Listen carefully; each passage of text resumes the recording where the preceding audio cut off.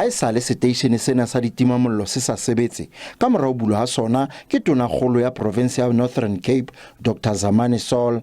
The houses are burning, shanties are burning here. 2 people who burnt almost to death, and 1 guy who burnt to death in his own shanty. Arna metsi a matlo asha fire station ntse emi ba ntse ba re ba qetile ka yone e siame mara gona meroko hawo. Our phone fire brigade, it's 2 to 3 hours.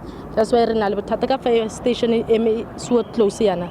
Morero wa kaho ya seteišene sena e ne ile o thusa ho tima mello dibakeng tsa baahi tse fapaneng. Re ma security ne re kopa hore no mmuso o bone o etsa leqheka la hore no ba bone ba etsa plan ya finya hore ba bule sebaka sena hobane se kwetse le mesebetsi. Ditlaleho di kuma ha mollo ho emeng ya mekhukhu sebakeng sena e fetile ka bophelo ba motho a le mong ha ba mmalwa ba ile ba kena sepetlele ka morao tswa dikotsi tsa ho tjha. Mmasepala wa Sol Plaatje o re tebello ke hore seteišene se tla sebetsa nakong e sa fediseng pelo.